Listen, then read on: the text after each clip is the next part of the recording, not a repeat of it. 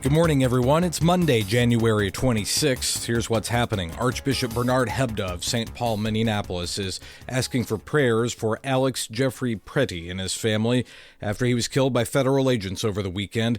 In a statement released yesterday, Archbishop Hebda said, quote, "While we rightly thirst for God's justice and hunger for his peace, this will not be achieved until we are able to rid our hearts of the hatreds and prejudices that prevent us from seeing each other as brothers and sisters created in the image and likeness of God. That is as true as our undocumented neighbors as it is for our elected officials and for the men and women who have the unenviable responsibility of enforcing our laws. They all need our humble prayers."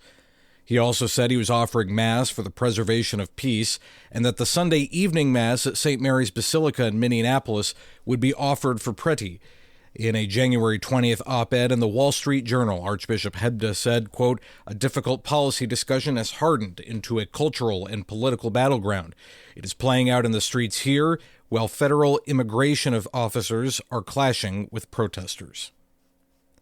National Guard units in at least 12 states have been activated to work with local and state agencies as they respond to this weekend's powerful storm.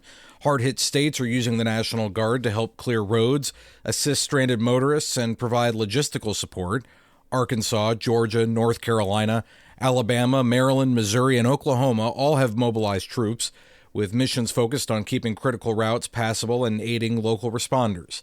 Additional Guard units from other states affected by the weather are on standby to help if needed. Pope Leo XIV is urging Christians to deepen their common witness by growing in ecumenical synodal practices. He made that appeal during Second Vespers yesterday evening for the Feast of the Conversion of St. Paul.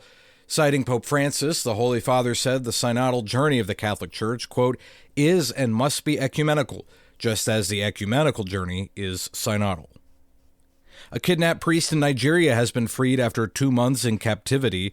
Father Babo Pascal was abducted in November when St. Stephen Parish in the Archdiocese of Kaduna was attacked by gunmen.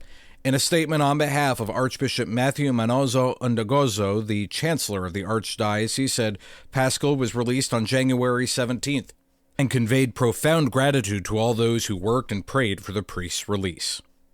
And Super Bowl 60 is set. The Patriots will battle the Seahawks from Santa Clara on February 8th. The Pats outlasted the Broncos 10-7 in a snowy AFC Championship game from Denver to advance. Over in the NFC, the Seahawks took down the Rams 31-27 from Seattle. And that is the news this morning. I'm Matthew Handley.